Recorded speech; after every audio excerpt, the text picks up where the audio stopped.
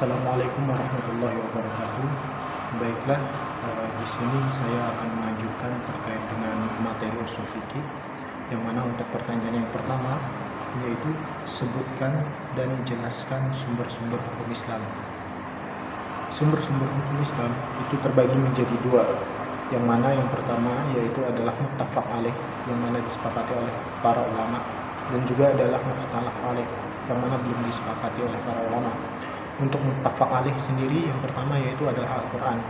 Al-Quran itu merupakan kalamullah, yang mana merupakan wahyu dari Allah Subhanahu wa taala yang diturunkan kepada Nabi Muhammad SAW melalui perantara malaikat Jibril, yang mana maknanya itu dari Allah sendiri dan disampaikan oleh Nabi Muhammad SAW. Lalu untuk yang kedua yaitu sunnah. Sunnah itu adalah segala sesuatu, baik perkataan, perbuatan, dan ketetapan yang disandarkan kepada Nabi Muhammad SAW. Lalu dilanjutkan yang ketiga yaitu adalah sumber hukum Islam, ijma. Ijma ini merupakan kesepakatan dari para ulama terkait dalam mengistimbatkan hukum Islam. Lalu yang keempat yaitu adalah qiyas, yang mana qiyas ini merupakan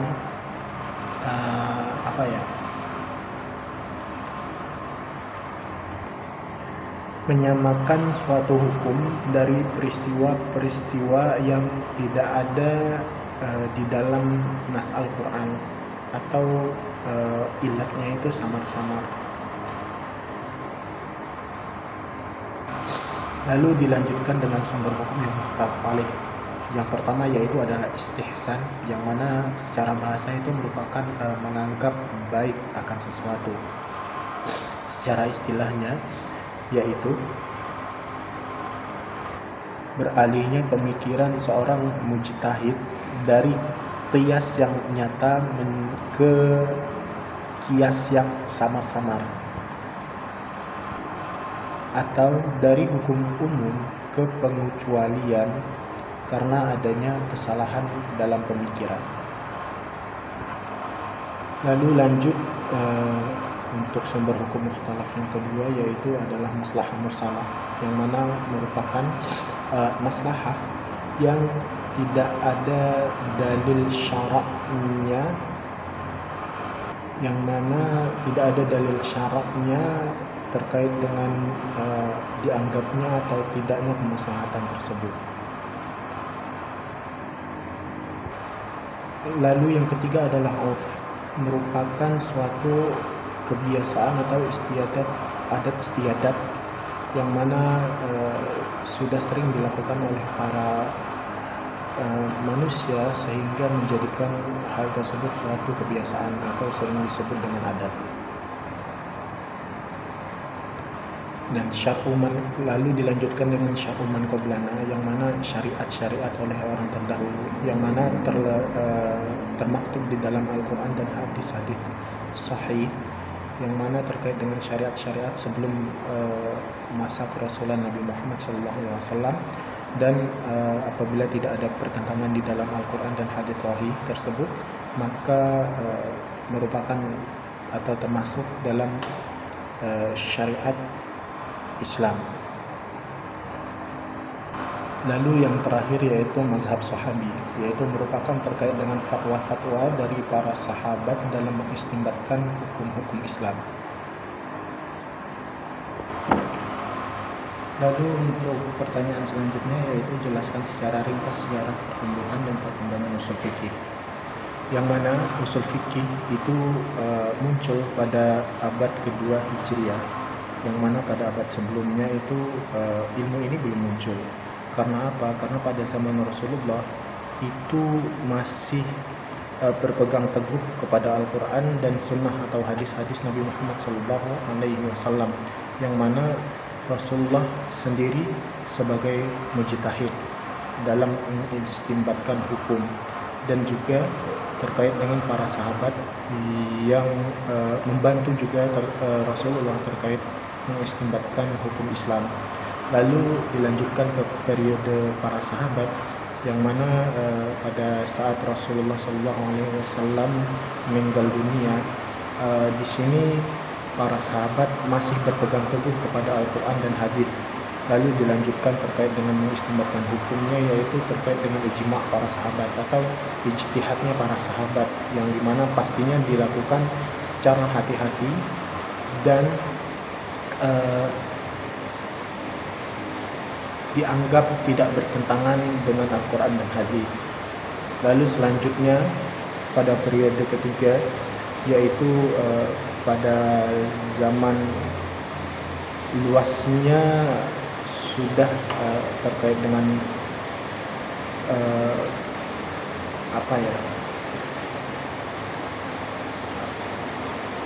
pemikiran Islam, yang mana di sini luas juga wilayah-wilayah Islam dan juga banyak non Muslim yang masuk agama Islam, sehingga di sini banyak terjadi terkait dengan masalah-masalah baru, baik itu dari hukum baru dan juga terkait dengan kebahasaannya. Maka dari itu di sini mulailah terjadi atau munculnya yang namanya usul fikih, karena ahli hadis dan ahli ra'yi sudah banyak dan harus berhati-hati dalam mengistimbatkan hukum tersebut. Lalu untuk pertanyaan selanjutnya, yaitu jelaskan apa yang dimaksud dengan dalil qat'i dan dhanni dari segi dalalahnya, serta berikanlah masing-masing contoh. Untuk dalil qat'i itu merupakan nas yang mana di sini tidak ada lagi artian tertentu dan tidak ditakwilkan lagi maknanya, atau tidak memiliki dua makna atau maknanya itu sama-sama. Karena dalam dalil qat'i ini dia itu sudah paten dan tidak ada lagi arti selain dari maknanya tersebut. Contohnya seperti aqimus shalah, dirikanlah salat. Dirikanlah salat di sini merupakan arti bahwasanya kita diwajibkan untuk melakukan salat dan tidak ada arti yang lainnya atau takwil yang lainnya. Lalu untuk dalil dhanni merupakan nas yang menunjukkan suatu makna, dan yang mana dari makna tersebut di sini itu masih bisa memungkinkan untuk dikaitkan dengan makna-makna yang lainnya atau bisa ditakwilkan makna tersebut. Contohnya seperti yadullahi fawqal aydihim. Kata yadun di sini yang artinya tangan Allah, sedangkan jika ditakwilkan seharusnya Allah itu tidak mempunyai tangan, melainkan yadullahi fawqal aydihim, yang di sini adalah yadullah itu merupakan kekuasaan Allah Subhanahu wa taala. Lalu dilanjutkan ke pertanyaan berikutnya, yaitu jelaskan relasi antara Al-Quran dan Sunnah, yang mana dapat kita ketahui bahwasanya Al-Quran ini merupakan sumber hukum yang paling utama di dalam hukum Islam. Lalu selanjutnya yang kedua yaitu adalah Sunnah, yang mana dapat kita ketahui Sunnah atau hadis Nabi Muhammad SAW relasinya terhadap Al-Quran yaitu sebagai bayan atau penjelas dari Al-Quran, yang mana terkait dengan hal tersebut terkadang ada beberapa makna atau artian yang mungkin tidak bisa kita mengerti dan dibantu oleh sunnah atau hadis Nabi Muhammad SAW. Yang pertama yaitu apa? Terkait dengan bayan tadi, ada yang namanya bayan takrir, yang artinya adalah menjelaskan atau memperkuat, penjelas yang memperkuatkan. Karena apa? Karena di sini sunnah atau hadis Nabi Muhammad SAW sendiri itu sebagai penjelas yang memperkuatkan dalil-dalil Al-Quran. Lalu dilanjutkan apa? Yang kedua yaitu adalah bayan tafsir, yang mana di sini adalah sebagai penjelas atau terkait dengan penafsiran Al-Quran, yang mana ada beberapa mungkin terkait dengan makna global itu akan ditakhsiskan oleh sunnah atau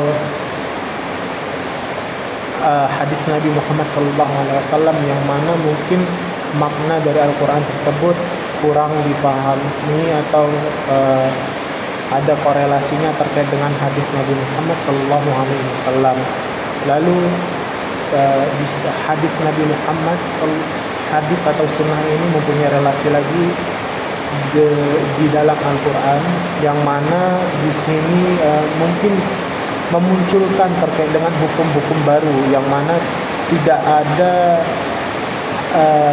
penjelasan terkait dengan hukum baru tersebut di dalam nas Al-Quran, seperti itu. Lalu untuk pertanyaan berikutnya, yaitu sebutkan dan jelaskan rukun qiyas. Rukun qiyas sendiri itu terbagi menjadi 4, yaitu al-aslu, yaitu adalah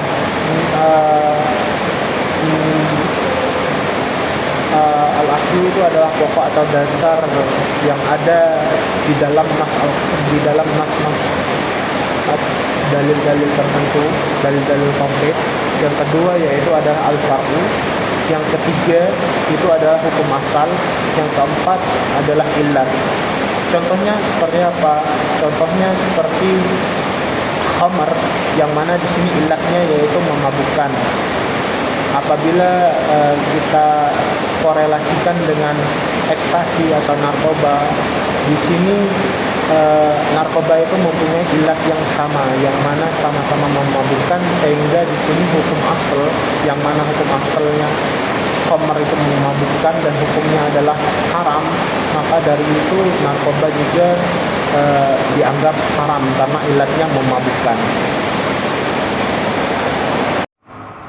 Baik, untuk pertanyaan selanjutnya, yaitu jelaskan perbedaan hukum taklifi, hukum wadai, serta rukhsah dan azimah. Untuk hukum taklifi sendiri, itu merupakan sesuatu yang menuntut perbuatan mukallaf, atau menuntut untuk berbuat sesuatu, atau memberikan pilihan kepadanya antara memilih untuk melakukan dan meninggalkannya. Contoh dari hukum taklifi sendiri yaitu adalah wajib apabila kita melakukannya mendapat pahala, dan apabila kita meninggalkannya mendapatkan dosa. Sunnah dianjurkan untuk melakukannya. Apabila kita melakukannya mendapatkan pahala, dan apabila tidak melakukannya tidak apa-apa. Makruh itu apabila kita melakukannya tidak apa-apa, lebih baik, akan tetapi lebih baik dijauhi. Dan apabila kita menjauhinya itu lebih dianjurkan. Lalu haram, yang mana di sini apabila kita melakukannya mendapatkan dosa, dan apabila kita menjauhinya itu mendapatkan pahala. Lalu dilanjut dengan hukum wad'i, yang mana sesuatu yang menuntut penetapan sesuatu sebagai sebab bagi sesuatu yang lain, atau sebagai menjadi syarat baginya, atau menjadi penghalang baginya. Lalu untuk rukhsah itu merupakan keringanan yang telah disyariatkan oleh Allah Subhanahu wa taala dan mukallaf dalam keadaan tertentu, yang mana mempunyai tingkatan-tingkatan keringanannya masing-masing. Lalu untuk azimah sendiri yaitu adalah hukum-hukum yang telah disyariatkan oleh Allah Subhanahu wa taala secara umum sejak semula, dan tidak ada dalam keadaan tertentu, dan juga tidak pada perbuatan mukallaf tertentu. Lalu kita lanjutkan ke pertanyaan berikutnya, yaitu adalah jelaskan apa yang dimaksud dengan hukum, mahkum fi, dan mahkum alaih.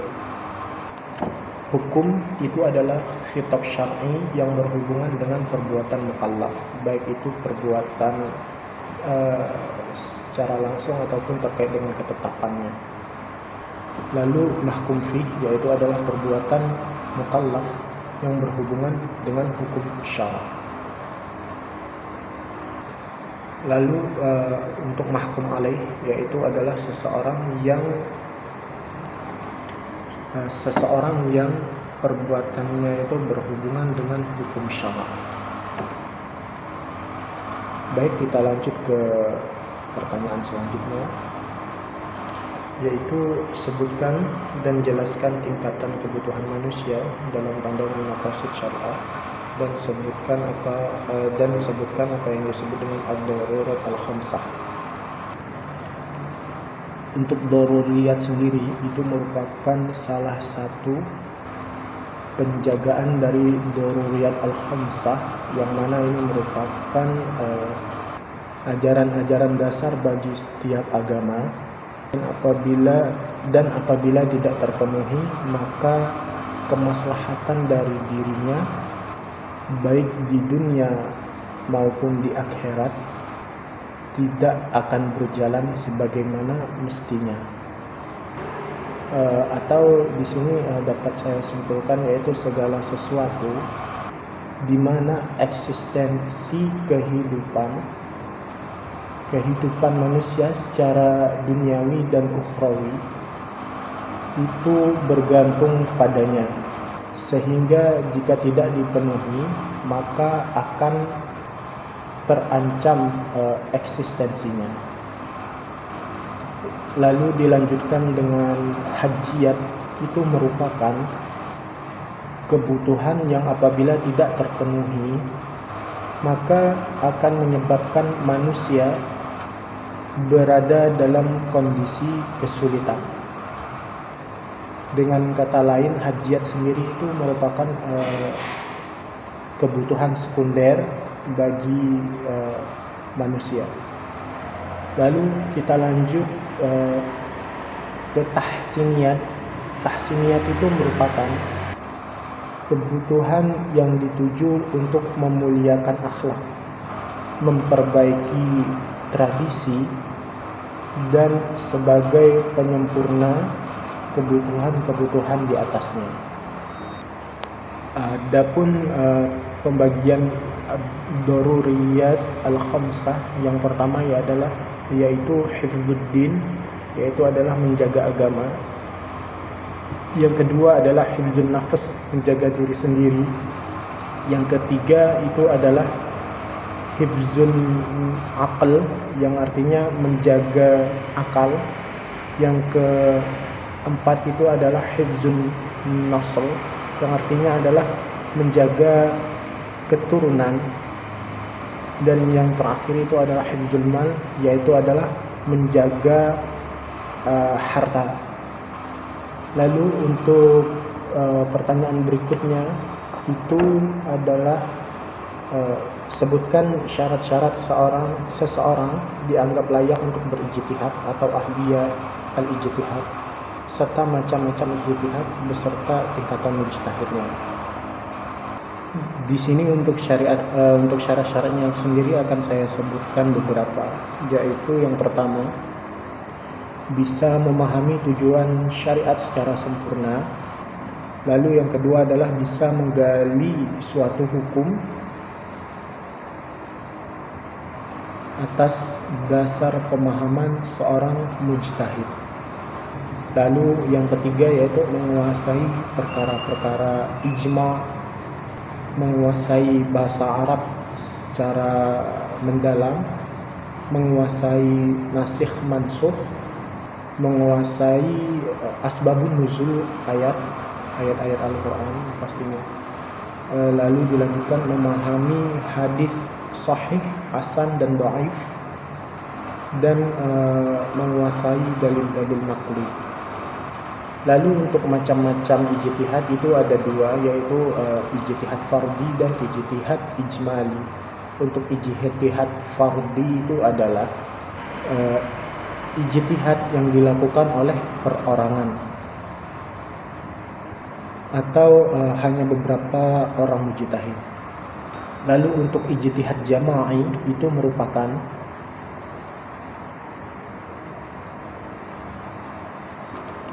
kesepakatan para mujtahid dari umat Nabi Muhammad Sallallahu Alaihi Wasallam setelah beliau wafat dalam masalah-masalah tertentu yang tidak ada di dalam nas-nas yang konkret. Lalu di sini ada juga menurut pendapat yang lain, yaitu adalah menurut Ad-Dualibi, yang mana ijtihad dibagi menjadi 3, yaitu adalah ijtihad bayani. Ijtihad bayani itu merupakan suatu ijtihad yang melakukan yang mempunyai tujuan untuk menjelaskan hukum-hukum syara' yang terdapat di dalam nas Al-Quran dan hadis. Lalu selanjutnya yaitu adalah ijtihad qiyasi, yang mana merupakan kegiatan ijtihad yang dilakukan oleh para ulama untuk menetapkan hukum-hukum syara'. Kegiatan ijtihad para ulama untuk menetapkan hukum-hukum syara' atas peristiwa-peristiwa hukum yang mana tidak ada di dalam nas Al-Quran dan hadis, dan juga ijma' para ulama, yang mana juga di sini ijtihadnya itu mengkiaskan hukum yang tidak ada dalam nas Al-Quran, itu dikiaskan kepada nas-nas Al-Quran dan hadis yang mana mempunyai ilat yang sama. Lalu selanjutnya yaitu adalah ijtihad istislahi, yang mana berarti kegiatan ijtihad untuk mengistinbatkan hukum-hukum syara' atas peristiwa-peristiwa hukum yang tidak ada nasnya di dalam Al-Quran dan hadis melalui cara penalaran berdasarkan prinsip-prinsip istislah. Lalu menurut Abu Zahrah, tingkatan-tingkatan mujtahid itu ada beberapa macam. Yang pertama adalah mujtahid. Abu Zahrah untuk tingkatan-tingkatan mujtahid itu terbagi menjadi 4, yaitu yang pertama adalah mujtahid mustaqil, atau disebut juga dengan mujtahid mutlak, yang dimana untuk mujtahid mutlak tersendiri itu mereka bebas bertaklid dengan mujtahid yang lain, baik dalam metode istinbat hukum atau furu'. Lalu lanjut dengan mujtahid muntasib atau mujtahid ghairu mustaqil, yang mana mujtahid ini itu mujtahid yang dalam masalah usul fikih,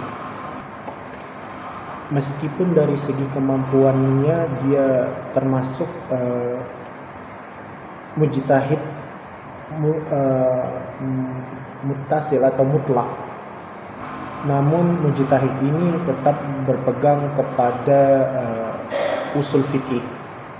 Salah seorang imam mujtahid mustaqil, akan tetapi mereka bebas berijtihad tanpa terikat dengan salah satu mujtahid mustaqil. Lalu selanjutnya yaitu adalah mujtahid fil mazhab, yang mana mujtahid ini tingkat mujtahid yang dalam usul fikih dan fikih dan juga furu', lalu berijtihad dengan mujtahid imam tertentu. Mereka bisa disebut mujtahid karena di sini mereka mengistinbatkan hukum pada permasalahan-permasalahan yang tidak ditemukan di dalam permasalahan imam mazhab. Lalu selanjutnya yaitu adalah mujtahid tarjih, yang mana mujtahid ini kegiatannya itu bukan mengistinbat hukum, tetapi terbebas membandingkan mazhab, berbagai mazhab atau pendapat, dan mempunyai kemampuan untuk mentarjih atau memilih salah satu pendapat dari para ulama mujtahid yang mana mempunyai pendapat yang terkuat. Lalu dilanjut menurut Abdurrahman Dahlan, mujtahid itu dibagi sebagai berikut. Yang pertama,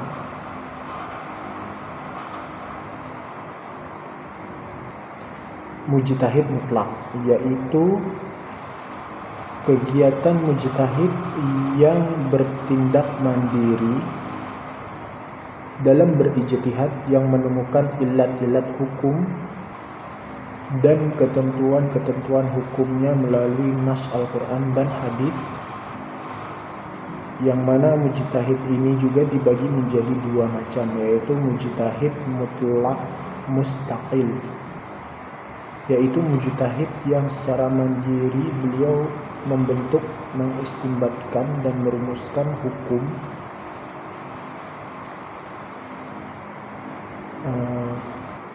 dan menyusun kaidah-kaidah usul fikih mazhabnya, seperti para imam-imam mazhab, Imam Hanafi, Imam Maliki, Imam Hambali dan Imam Syafi'i.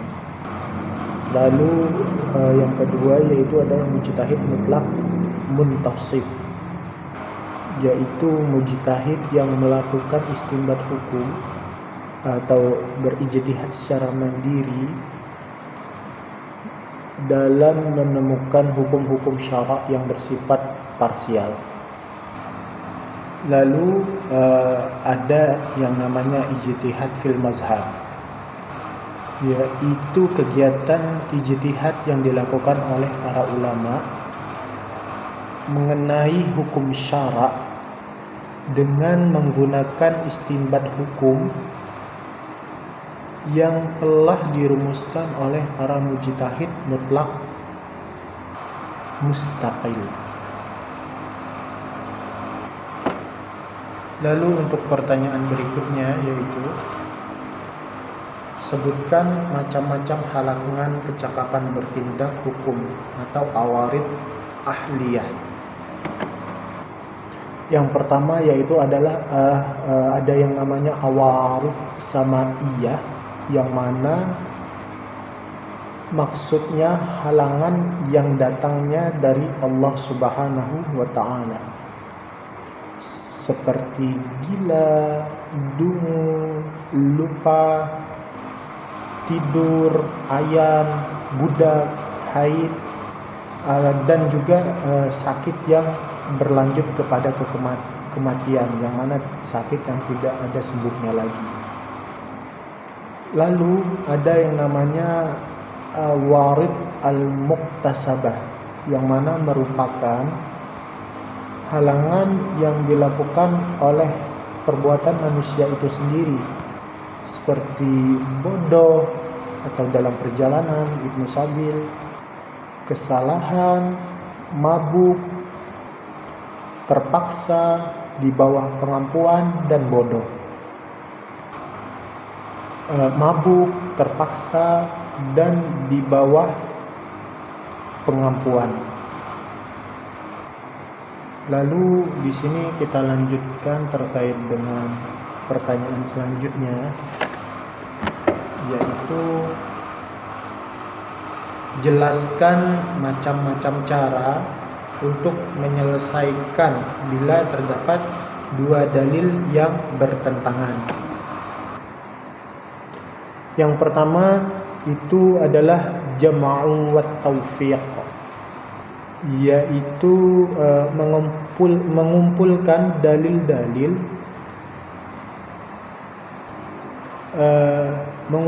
dalil-dalil yang bertentangan terkait dengan hal-hal yang ingin diistinbatkan hukum,